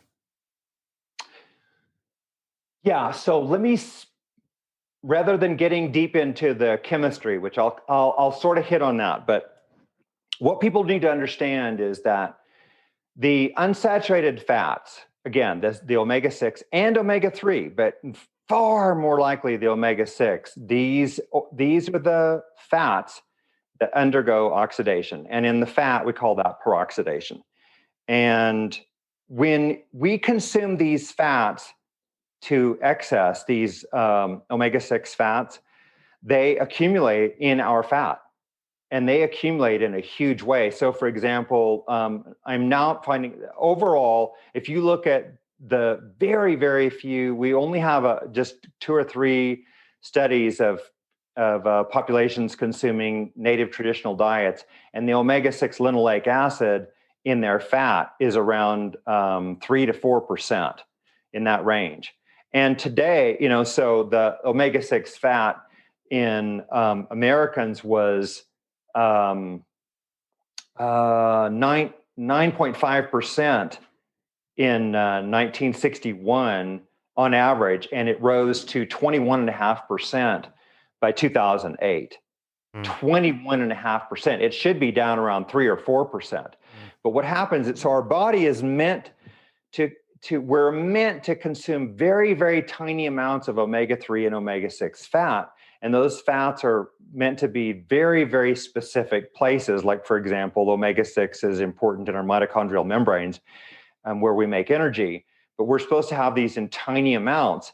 And so our body's not meant to naturally burn these for fuel. So they accumulate in our fat and in our cell membranes and in our mitochondrial membranes, and they undergo oxidation. And so oxidation really is so our body makes hydroxyl radicals. And everybody's heard of radicals. And what these do is these pull an electron from an unsaturated fat. They can't do this really to a saturated fat or to a monounsaturated fat. It just, because they don't have all these double bonds. But anyway, so when these unsaturated fats react with oxygen, they form what's called a peroxyl radical. And this peroxyl radical then reacts with the unsaturated fat sitting right next to it, and it creates this vicious cycle of oxidation. And so so it's almost like you're setting yourself on fire, right? It starts with this little tiny one molecule, and then in 1 second, 1,000 molecules of your omega-6 fat now have oxidized. And so this is a propagation kind of reaction. And so what this does is this ultimately, it damages this molecule called cardiolipin, which sits inside of our mitochondrial membranes and the inner mitochondrial membranes. And it's the linchpin upon which the electron transport chain functions. And that electron transport chain depends on what's called a proton gradient, a hydrogen proton gradient. Well, when you consume too many omega-6 fats and your cardiolipin then breaks down, that inner mitochondrial membrane becomes leaky, and it leaks these protons across the membrane, and you lose your power source. So the protons then can no longer be properly utilized to convert ADP, adenosine diphosphate, to ATP, adenosine triphosphate, which is the energy currency of the cell. So we lose energy. And when your cell loses energy, you just think that the cell is the microcosm of the body. So the cell loses energy, and now you start losing energy. And, then everything goes haywire when the cell is losing energy. So this is when you start getting, the cell becomes insulin resistant, the cell produces more free radicals. The cell then, cannot carry out proper functions like proper cell division. Mutations occur then, so this leads to cancers. The cellular loss of energy leads to all sorts of destructive mechanisms within the cell that leads to neurodegeneration. The lack of energy leads to, in general, things like congestive heart failure, fatigue. And the other thing is that the cell can no longer properly burn fat for fuel because you've severely damaged the one place where fat burns in the cell, and that's in the mitochondria. And so what happens is your cell just begins to store the fat. And this is how we become overweight and obese. This is the primary mechanism, I'm convinced. Now, there's other mechanisms. I'm not saying this is the only way, but this is a massive way that leads to all this disease. So, when physicians say, that, obesity leads to heart disease and to cancers and to diabetes, I don't think of it that way at all. Obesity is not the cause of those diseases. It runs with them because they're all caused by the same thing. Yep. And the same thing is a processed food-laden diet. And the processed food-laden diet worldwide now is replete with seed oils. That's the primary component. Wow. So in other words, and I'm going to go back, just one more statistic here. So we were 0% seed oils in 1865. And by 2010 in the United States, about 32% of the United States consumption was coming from seed oils. 32%. The lowest figure you'll get, which is actual consumption, is 24%. That comes from our own USDA. Wow. So at least a fourth, if not a third, and for a lot of people, more than that. If they're eating a lot of processed food, they're eating more than a third of their diet in these seed oils. And again, so these seed oils have replaced the traditional animal fats. And everywhere I look, you just see this. It's the same trail of destruction. Wow. You follow you follow the breadcrumbs, and it's just not hard to put these dots together once if you just keep digging and digging, like some of us have, because we're nerds, and you just go down this same path and you just keep finding the same thing. It always comes back to this. And if you look at these studies and these researchers, and they say, we had this whatever bad outcome, congestive heart failure, on this high-fat diet. What was the high-fat diet? Guess what it always is? It's always seed oil induced. Wow. It's the same thing. You'll never find where they put them on 100% butter or 100%, or a little bit of butter and some lard. You never find that. You just don't hardly ever find that. It just doesn't hardly exist. I mean, that when they add fat to the diet, it's usually most of it is in the form of seed oils. We are going back one last time to Nina Teichels to help explain some of the health concerns and things that happen when we are using these unhealthy oils, especially when they're oxidized and heated up. It's really shocking if you've never come across this stuff before. It's pretty crazy, but I would definitely recommend that you go back to Boundless Body Radio to episodes 50 and 258 to hear our extended videos with Nina Teichels. You're also going to hear Nina reference Malcolm Gladwell in this episode, who does a podcast called Revisionist History. It's one of my favorites, and I highly recommend that you go back and listen to season 2, episode 9, called McDonald's Broke My Heart, and go back and listen to the following episode all about cholesterol and the Minnesota coronary heart disease trial, which was done in the 1970s, which was referenced in this last clip that we played. I think those are really very important to listen to, and Malcolm does such a great job making those into such a listenable story. So go back and check those out as well. When we were told to replace saturated fats with polyunsaturated seed oils like soybean, originally it was cottonseed oil and Crisco and corn oil, and now it's mostly soybean oil. But these oils, they're really industrial products. They come out of a factory. They're made with hard metal chemical reactants. They go through a long process of, after you squeeze the oil out of the seed, you have to deodorize it and winterize it and stabilize it and do all these things to make it edible and not too dangerous. But in fact, they do remain quite dangerous, these oils. They oxidize extremely easily if they're used in cooking and frying, as they are in nearly, I think, 100% of restaurants across the United States. They're even more dangerous because that oxidation project, as anybody from a high school chemistry lab knows, heat speeds up the chemical reaction. So they oxidize even more quickly, and that causes the degradation of these oils into hundreds of degraded triglycerides and all kinds of other oxidation products. So, and those enter the food in which they're cooked or fried. They then in turn enter the human body that eats that food. They cross the blood-brain barrier. And these contain, among them are literal, toxins, known toxins, such as aldehydes, which is one of the scarier things that I found in my research. I mean, Malcolm's episode was really based on my book. He came to interview me, and I wish he had used some of my tape because he used many of my stories and my information, but he came with like a sticky note on nearly every page of my book and said, it's really, he based his episodes, which he did his own interesting new reporting, but he really did, I think, get a start in my book. And, he tells the story of the aldehydes. These inflammatory molecules, I think everybody's heard of antioxidants. Why do we take antioxidants? Because inflammation is a really bad thing for the body. And it causes,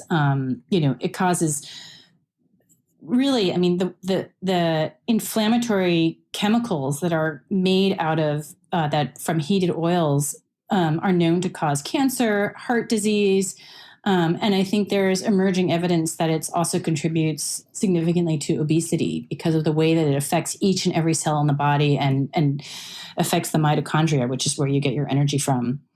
So vegetable oils are a scary thing. That is terrifying. I want to say that the U.S. government recommends that each and every human being in America get 37 grams of vegetable oils. So soybean, I think they specifically say soybean oil every day. So that is terrifying. There's a long way to go on education in that area. Wow. One of my favorite TV shows I'd like to just kind of have on the background every now and again is the show called How It's Made. And it could be basketballs or it could be a bicycle or, household objects, pencils, whatever. And there is an episode of How It's Made canola oil.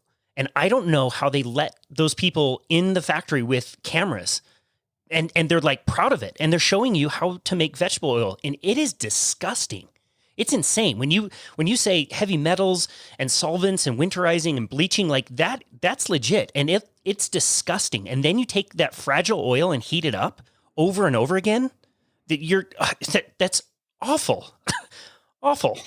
I toured a plant owned by Bunge, and that where they were making hydrogenated vegetable oils because hydrogenation is the process that produces trans fats. And they showed me, I saw what an undeodorized oil looks like or an unwinterized oil looks like. It just looks like gray-green slime. It's disgusting. And then they had, the buckets with the metal chelates. And after that, the man who showed me around wrote me a series of emails basically begging me not to use his name in the story because he was going to get fired for having given me access to their plant. Wow. And I think I didn't use his name out of sympathy for him because he really didn't know what he was getting himself into. But it was a very rare look inside of one of these plants. And, it was right on the railway tracks and delivering just massive amounts of these oils. Oils were really not in the human food supply almost at all in any amount in the early 1900s. They had been used, cottonseed oil had been used as a lubricant for the Industrial Revolution. and because the oil was a byproduct of the cotton crop.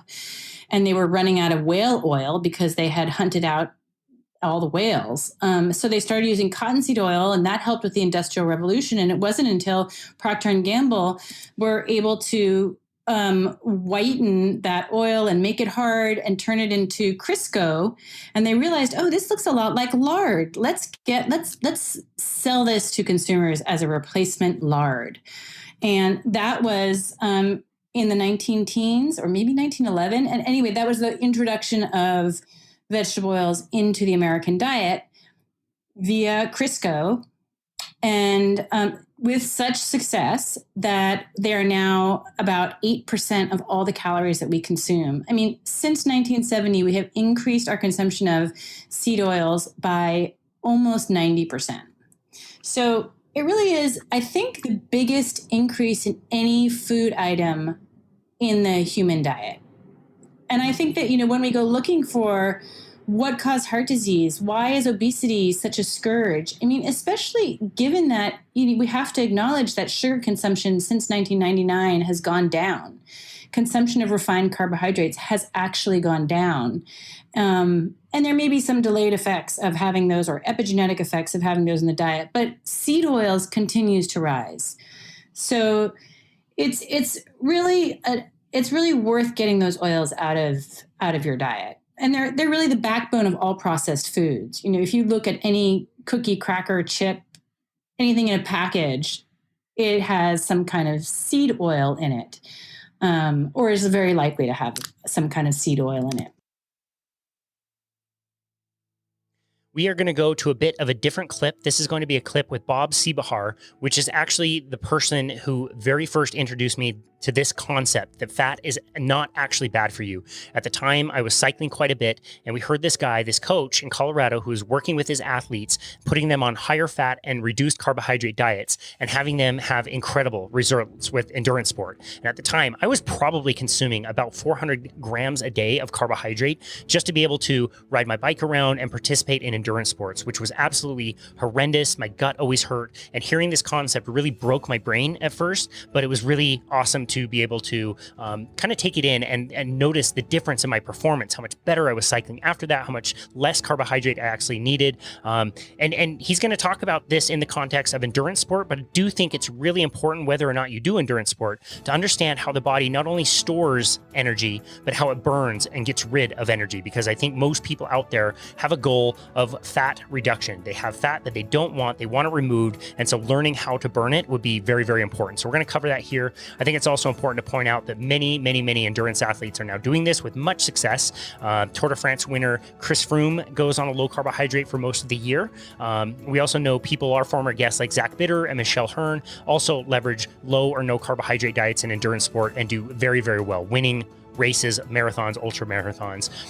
Funny little side note on this episode. So whenever I'm doing a recording, my phone is in do not disturb mode. So there's no distractions. I don't ever get dings. And the only person who can access my phone when it's on do not disturb is Bethany, my wife. And she's usually really good about not texting me during these episodes because it can get a little bit distracting. She kind of knows when I'm recording, so she doesn't do it. So she sent me a message, and you're going to hear a ding coming through. And that ding ended up being her texting me about the alarm that was going off in our basement at the time of this recording. And the alarm was sounding because my sump pump that keeps my basement from flooding had malfunctioned and was not working. So during this conversation, literally in this clip, you are listening to my conversation with Bob, and you're also listening to the sound of my house flood, which was pretty stressful as soon as I got off the phone. I was not aware of it during the episode, and the episode went great, but kind of a funny side note. So anyway, go back and check out episode 29 when we interviewed Bob Seebahar, but here's this clip that we're going to include now. What is metabolic efficiency? Yeah, so in brief, we store abundant, almost limitless amounts of fat as calories in our body, right? I mean, we're talking 80,000, 90,000 calories stored as fat, just an enormous amount. And unfortunately, we don't store that many carbohydrates. So depending on the gender and the size of the person, we can probably store roughly 1,200 to maybe 2,000 calories worth of carbohydrates. So we know this, like we learned this in exercise physiology 101, right? But what I was thinking when I kind of revisited this was I was thinking, man, if we have all those fat stores, is there an opportunity to actually use like preserve our carbs until we really need them for more anaerobic metabolism or high-end outputs? But can we really teach our body to burn more fat? So basically, metabolic efficiency is teaching the body to be more efficient at using fat as energy and thus preserving carbohydrates, specifically muscle glycogen, until we really need it in activities or in sports or in competition. That's kind of the high-end definition of metabolic efficiency. Why is it that we store so many more calories from fat than we do from carbohydrate? Yeah, it's funny because our muscles can only store, that's kind of limited. Our muscle glycogen has roughly, 300 to 400 grams of storage of carbohydrate. We just cannot saturate that anymore. We do store a little bit in the liver, and there's some carbohydrate fluctuating in the blood. But from a fat storage, there's so many places that we store fat. So obviously, as most people know, that subcutaneous is usually the fat that we can see, we pinch that, but there's a lot of areas in our body, our brain, in between our organs that obviously we can't see, intramuscular. So we actually store fat intramuscularly. So there's so many opportunities and locations we store fat. That we can, and we'll always store fat. Like even the leanest of the lean, like if you look at these marathoners out there, these elite marathoners, they're still going to store about 30,000 or so calories of fat. So you can't see it, like not a lot of it's subcutaneous, but the locations that are storing are definitely inside the body, and there's much more opportunity to store fat. And that's kind of the dichotomy that we see here is it's so much easier to store fat. Wow. Yeah. How did we get this all wrong? How did we miss this? Well, I'll tell you exactly how we missed it. And this is what led me to really look at the nutrition component of this. As a dietitian, I was always intrigued with that but then as a physiologist, I was in the early 2000s. I'm like, where did this come from? So it actually came from another physiological concept called the crossover concept.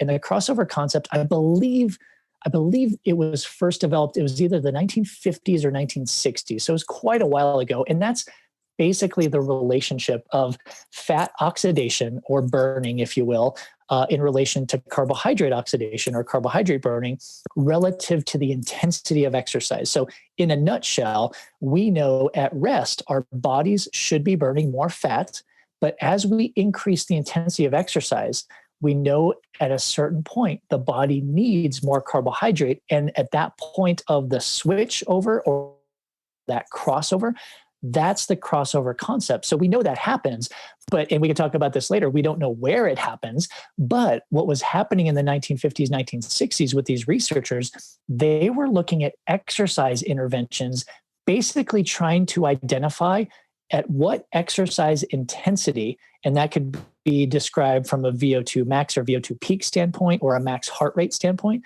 They were trying to answer the question, where does this crossover happen? So they studied a whole bunch of different types of exercise, aerobic, anaerobic, you name it, right? And what they came up with was between 63 to 65% of max intensity. That is where your body crosses from using more fat to using more carbohydrate. Now, and this is what really intrigued me, because I was looking through the research. I'm like, well, where's the nutrition? Because we know from a biochemistry standpoint that if you start feeding your body a lot of carbs, you're going to be burning a lot of carbs. That's just basic biochemistry 101, right? So I'm looking through this research, like, where's the nutrition? Where's their diet? Like, what are they doing? Nothing existed. Wow. So that's where I came in, 40, 50 years later. And I said, well, what if we manipulate and basically periodize carbs, protein, and fat? And this was kind of my question was, if I do this, would it actually affect substrate oxidation to the point that I could manipulate this crossover, right? And obviously the answer is yes, because there are such profound changes that we can have in changing someone's daily nutrition. And I'll be the first to say this. When I work with athletes in training their metabolic efficiency, I actually don't do anything with their training, Casey. All I say is, keep training the way you normally do, because here's the really big thing. Developing better metabolic efficiency, right? Or developing the body's ability to burn more fat and preserve carbohydrate. It is 25, roughly speaking, these are not exact numbers. Roughly speaking, it is 25% dependent on aerobic exercise and 75% dependent on nutrition changes. So wow. I'm not going to say I don't care about exercise, but when I work with athletes specifically, I do not interrupt their training at all. They could be in a super high intensity training cycle, and I don't pick that apart. I just focus on nutrition. Wow. What changes do you commonly make with your athletes? Yeah, in terms of their nutrition? Yes. Yeah, I think the biggest mistake, and you and I were both there. Remember the budding endurance athletes, me a little bit before you were, because our age difference, but it was the biggest problems that continue to present themselves to me in my practice here in Colorado are athletes not knowing how to actually periodize or basically undulate and go, increase or decrease their carb, protein, and fat relative to their training status. So, if it's winter time and we're hibernating, getting ready for hibernation, basically we need to change or periodize our substrates, our macronutrients. So that's my first change. Every 9.99 times out of 10, I always look at carbs, protein, and fat, because it almost always comes into this. I have to lower carb, I have to get protein to where it should be, and then I have to raise fat a little bit. That's like 99% of the time. It almost always happens, because a lot of individuals, athletes or non-athletes, right? It doesn't matter if someone's a high level competitive athlete, they just don't know really how to structure their nutrition. And hopefully I'm not the first one that your listeners here say this, but your nutrition needs to change. It's not like we should actually eat the same thing not in terms of food, but in terms of quantities of these macronutrients. Like, this absolutely needs to change, not only from an exercise perspective, but also from a health perspective. So those are my initial goals for individuals. So that's one thing that just absolutely blew me away. Like, I knew how to periodize a training program. I knew that there was a race season. I knew there was an off season. I knew there was a preseason. And like if you're playing basketball or something, you might be able to perform at the same level every single day. You definitely have an off season as well, but your performance is kind of the same, and you recover and you can go out in 2 days and do that. With endurance athletes, not like that. You have an A race, a B race, a C race. You train for a specific event at a specific time. And I knew how to periodize the exercise programs, but when I saw the screen that you had 4 different plates that corresponded with off season, preseason, peak performance, and then deload, and it had different kind of about this many of this macronutrient, this much of this macronutrient, here's how you can add in sports products at this specific time, that blew me away.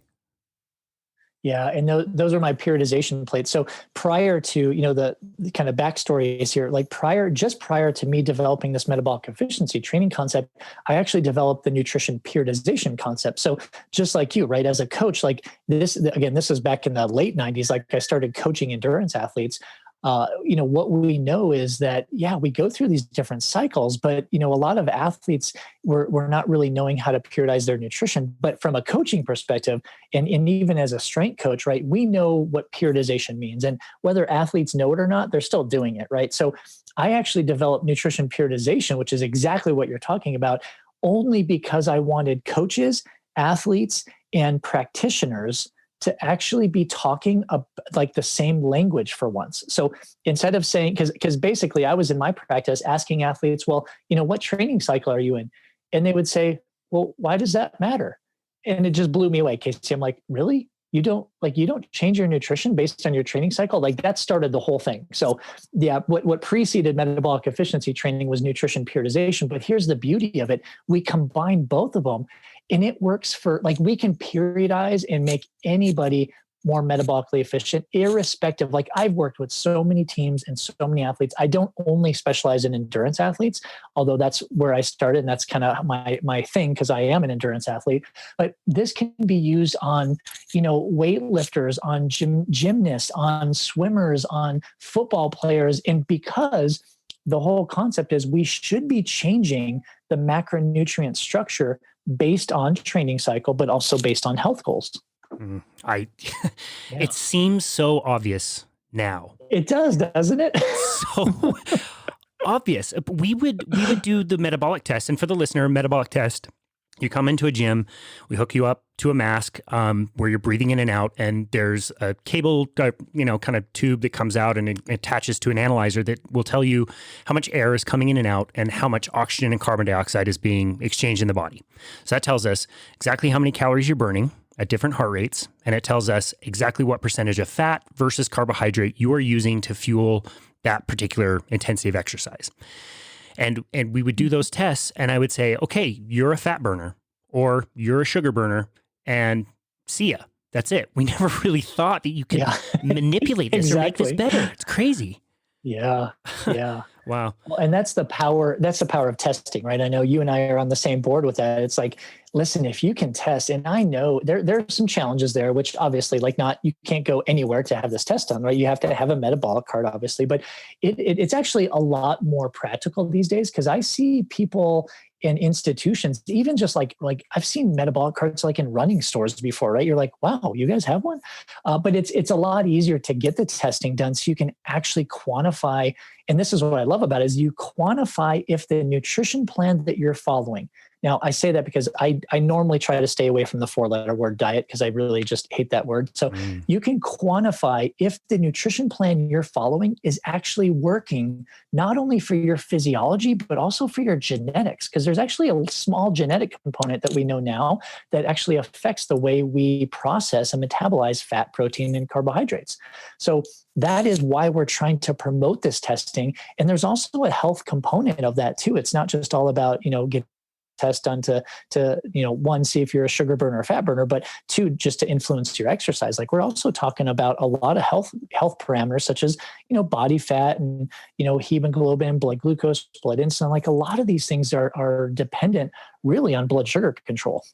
I love that. I so much agree. I'm really glad that you brought up the point that you work not only with endurance athletes, but also other athletes. And again, even just normal people with health issues, and how much benefit they can have by learning how to burn fat. I mean, we have extra fat. Most people don't like it. They want it gone and out. Right. Why not teach your body to use it? That's great. And I would even argue, and this would be a stretch, but I probably could make the argument, this is even more important to someone who doesn't really exercise that much, because now there's a huge health component there. Like, we know with ourselves, we exercise a lot, our athletes, whatever, like from an exercise perspective, more so cardiopulmonary, we know their fitness level is decent, right? But for someone who doesn't exercise that much, this becomes so much more important to influence positive health markers. Yeah, I completely agree. If we're talking about carbohydrate as a storage, we can store a very, very limited amount. I make the direct comparison. Think about parking spaces. If you eat something that has a lot of sugar, that's like a lot of cars getting onto the freeway all at once. Insulin is the signal that says, okay, too many cars, get off and go find your parking spaces. And the cars go and park. And if they don't have parking spaces because they're all full, your body will have to make new parking structures. Yeah. So I love that. So if I'm working out, I'm using the carbohydrate energy, just like cars leaving those parking spaces. So now there is more space for more cars. So I can have some carbohydrates. But I love that point. Like, if you're not exercising, more than likely those spaces are full. And if you are eating a high carbohydrate diet, you will have to build more structures and convert the sugar cars into fat cars or whatever. Yeah. That's a great analogy. I love that. And it's just so realistic. Like, you get it. You're like, oh yeah, that makes total sense. Right. Absolutely. And, I will say that, I do want to make this point, because a lot of people hear me and they don't really listen. Right. So they think, all I'm promoting is like a low carb, high fat lifestyle 100% of the time. And they're like, carbohydrates are not bad. Right. I mean, fruits and vegetables and even some like true whole grains. But the key is that we as a society, at least, the United States, Americans, we don't know how to periodize those, right? Number one, we don't know how to make the right choices. But number two, we don't know how to increase and decrease and at what times. Because, for the high level competitive athlete, there will be times where they're going to need to consume carbohydrates or a little bit more. And then there's going to be times where they should actually back off quite a bit. I mean, so I do want to make that point. But for the average person who may not be exercising a lot, certainly following even a moderate carbohydrate, nutrition plan, that's probably not going to be advantageous for health or fitness gains. This is now the last clip that we are going to include in this conversation. This is nurse practitioner Cynthia Thurlow, who we interviewed twice, but this clip is taken from episode 116 of Boundless Body Radio. Cynthia is a world-renowned expert in intermittent fasting, which we are going to cover in depth in a different episode of the Premium Podcast, so be looking forward to that. I thought this conversation was really relevant to what we've been talking about, and I think it kind of rounds things out and provides a little bit of hope when it comes to adding more fat in the diet and reducing carbohydrates. And what most people notice when they start this way of life is it becomes much easier for them to fast because their hunger just really drops out as the body's metabolism shifts and start burning its calories from stored fat. Where it was used to burning its calories always from food, now it's found all of those hundreds of thousands of calories that Bob and I were talking about and starts to burn them.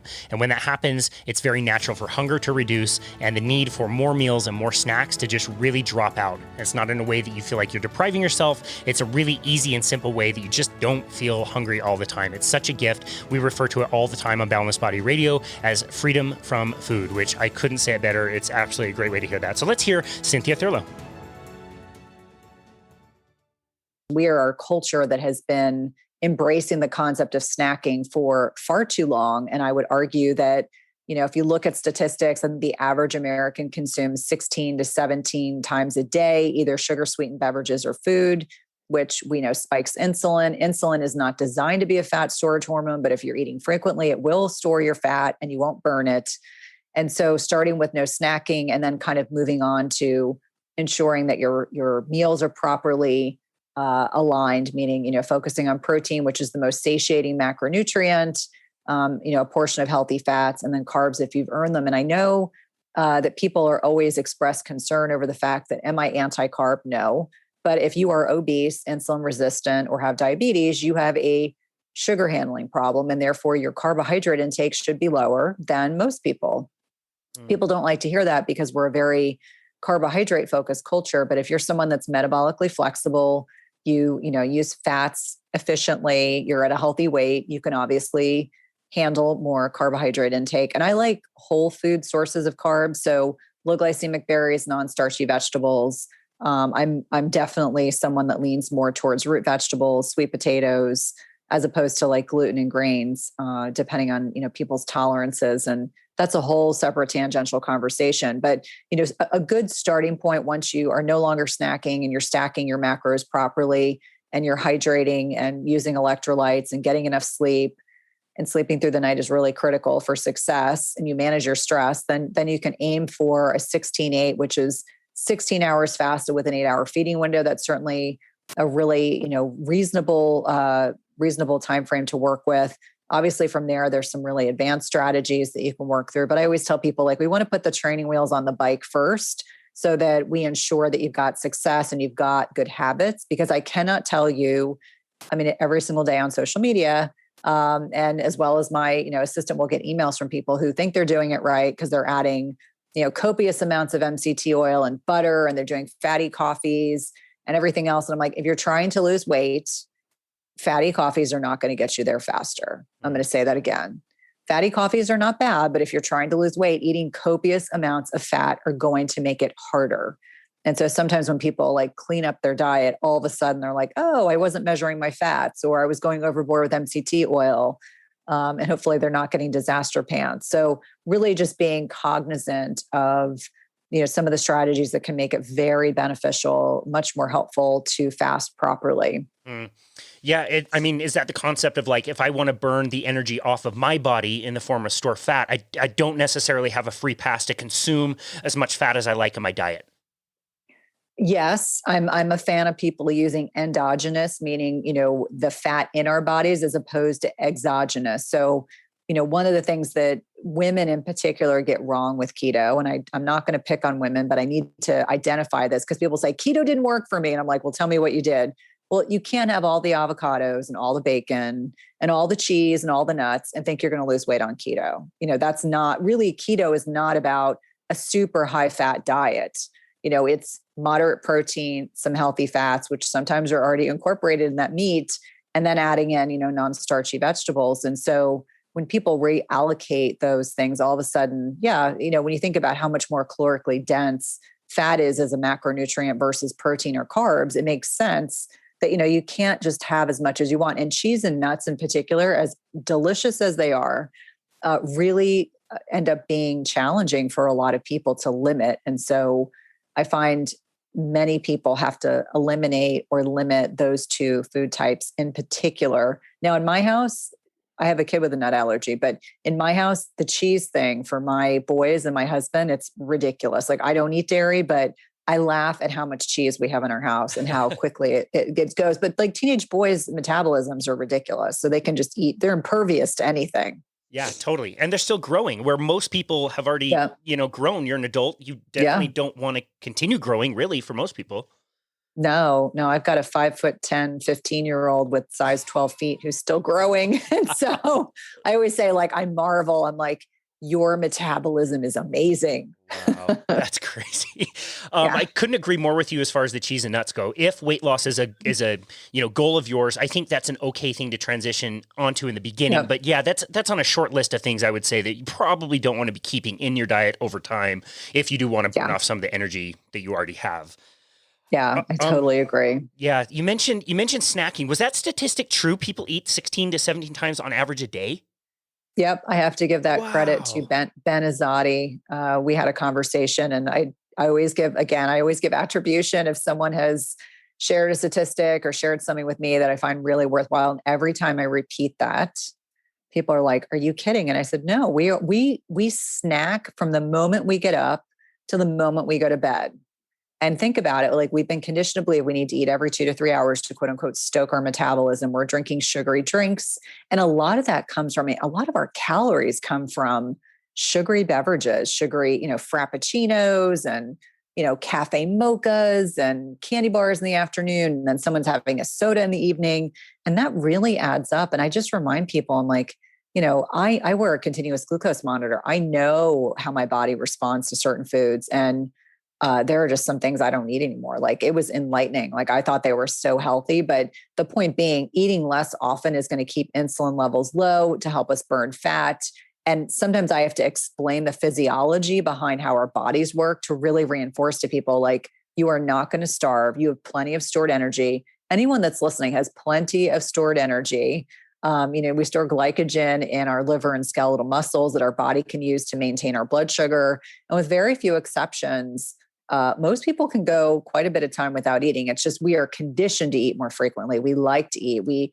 We take the physiologic need to eat away from the emotional piece. And then it's very liberating. Like, once people have a different relationship with food, once they recognize true intrinsic hunger, if they've got a continuous glucose monitor or a glucometer, they can check their hunger cues. Like, what is my blood sugar when I get hungry? And being able to make those associations is really powerful. The last clip we are going to include here is from Nicole Laurent. Nicole is somebody that we have hosted twice on our podcast. Actually, just finished recording our latest podcast for Boundless Body Radio. We did a deep dive into brain fog, something that I think a lot of people have normalized in our society. And Nicole has found that it is absolutely not normal and is very much related to diet. She helps people all over the world with their problems with mental health, not only including, the heavy things like schizophrenia and Alzheimer's and dementia, all these things that we're now starting to call type 3 diabetes because we're learning that these brains are not functioning properly with glucose.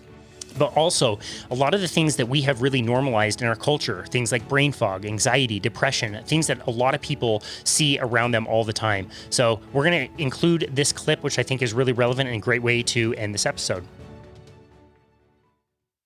So the question that I have for you, since you're an expert in mental health, when it comes to fat and fat recommendations, I'm wondering how you see the difference for recommendations of intake of fat for, let's say, somebody who's just trying to lose weight versus somebody who's trying to really focus on their mental health. And then I want to take it one step further and just ask you, which types of fat do you prioritize and which types of fat do you typically avoid with people? In general, I don't work with people who are only focused on losing fat and losing weight. I work very specifically with people who are trying to get a working brain again. And sometimes they want to prioritize weight loss as a primary goal.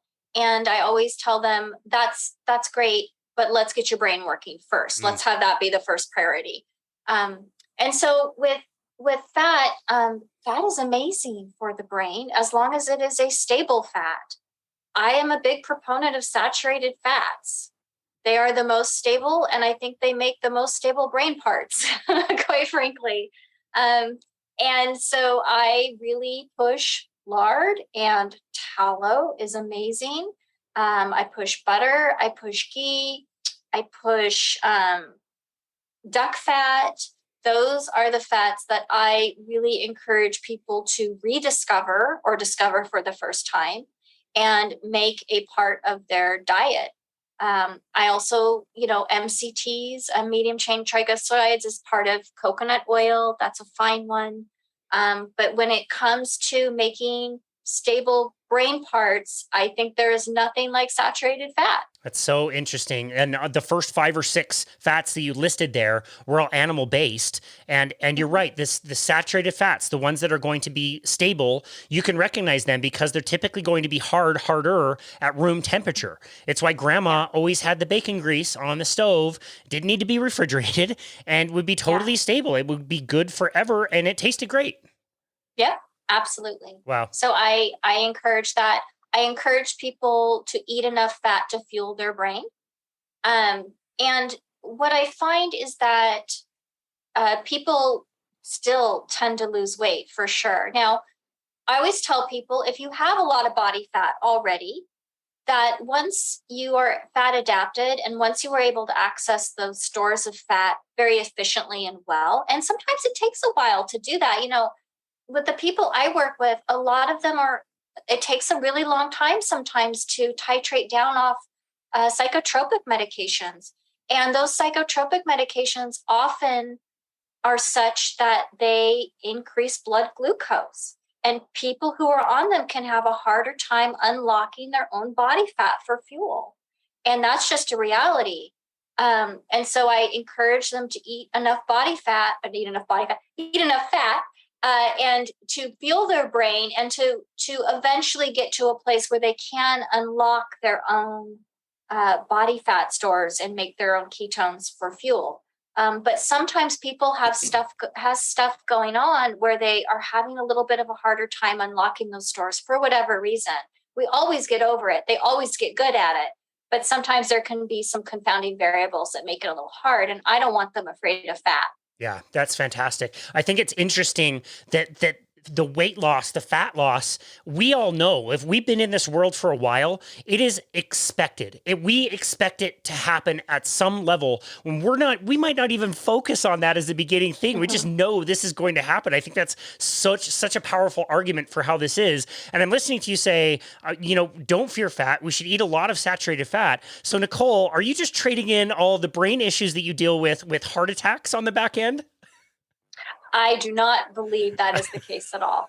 So I am a strong believer, and this is not just a faith-based thing. This is like the actual research that inflammation is the main culprit in cardiovascular disease. And ketogenic diets are fantastic for reducing inflammation. My gosh, my husband is on a ketogenic diet, and his HSCRP is like 0.4. Like it's very, very low. Wow. And I am feeding him lard and tallow and all the good stuff all the time. And I just wouldn't do that if I thought he was going to drop dead early because of it. Yeah, that is absolutely fantastic. I love that. So my last question for you is, you have been able to put so many people through, ketosis specifically, getting these fats back in the diet, eliminating a lot of the processed crap that's out there. I'm wondering, what consistent patterns have you noticed with the people that you work with? And are there very many exceptions to that? Oh my goodness. Well, usually about 4 days to a week and a half in, they get on a session with me, or they pop on a Q&A from my program, my brain fog recovery program, and they talk about how their brain has lit up, how they have more brain energy. That is usually the first thing. They just come on saying, my brain is working a lot better. The other thing that they often will say usually has to do with memory. Like, I will get people who pop on and they're like, oh, I'm able to retrieve my words easier when I'm giving a presentation or when I speak at work. I'm able to find my words easier. I'm able to kind of like focus better. Like, and this is all consistent. Like, I can give examples. Like, I work with a gentleman who was debilitated from a TBI and could only work in his family business a couple hours a day. And his brain was just exhausted. And now he's up to 6 hours a day. And he's like, I can keep going if I wanted to. And so that's an example, but that increase in brain energy is the first one. Improved memory and ability to focus is another one. Eventually, probably the next week after, I hear, oh, I'm not as hungry anymore. I'm not having to eat every 2 hours. Or I'm not exhausted after I eat. So that insulin resistance starts to improve, and they don't get tired after they eat. They're energized, or they feel kind of the same. And so those are kind of the top 3 things that I see. But also I could go on all day answering this. The other thing is they are chill. They chill out.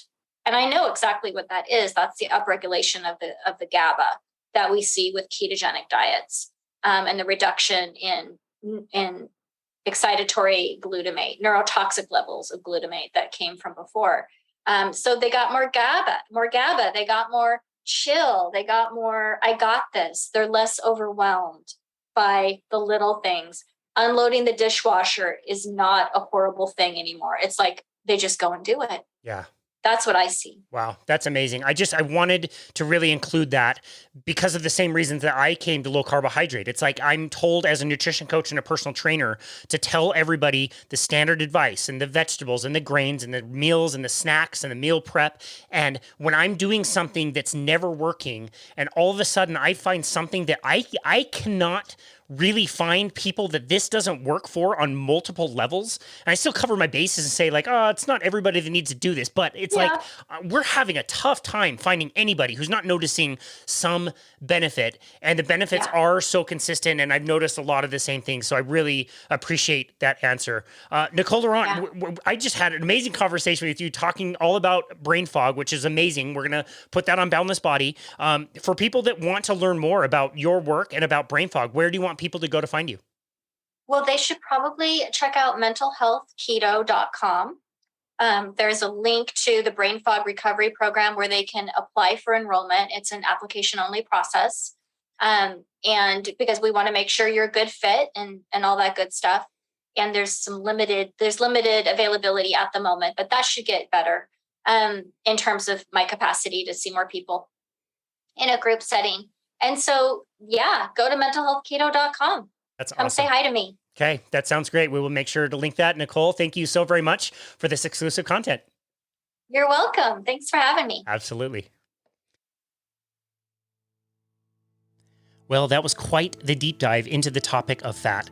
As we started this conversation by saying, this was really a flyby. We are going to stick with that. The 3.5 hours that you took to listen to this episode, just know that any of these things have been highly researched, and we have taken deep dives into a lot of these topics on our show, and we will continue to take deep dives here on the Boundless Body Radio Premium Podcast.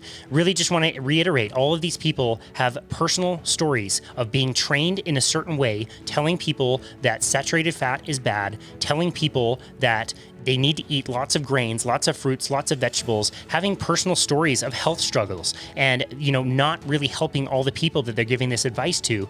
Every single person on this episode has that same story. And you heard a bit about my story of learning through endurance sport that fat was actually going to improve my endurance and help leverage me off of carbohydrates. I now eat a largely carbohydrate-free diet, a heavy animal-based carnivore-style diet, which I absolutely love, makes me feel amazing. I can eat once or twice a day and have endless amounts of energy, which again, I absolutely love. So huge thank you to all of our guests. Really recommend you go back and check out their full interviews on Boundless Body Radio. Get ready for new premium podcasts to come out. We're starting with these 3 all about macronutrients. And my plan is to release a new one of these every 2 weeks. So we very much appreciate your support here on Patreon to be able to put these out. It's the way that we can keep our original podcast free.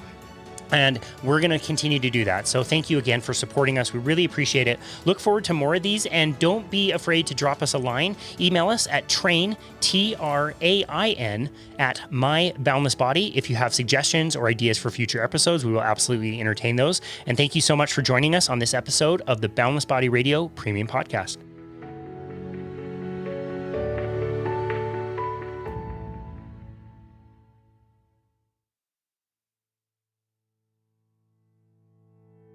Thank you so very much for listening to this special episode taken from the Boundless Body Radio Premium Podcast. If you haven't already, please follow our show on Apple Podcasts and be sure to leave us a rating and review on that platform, as it is the best way to continue to get our message out to new people all over the world. And as we said in the introduction, feel free to book a 30-minute complimentary session with us on our website at myboundlessbody.com so we can discuss your health and fitness goals and help you come up with a plan. Thank you so very much, as always, for listening to Boundless Body Radio.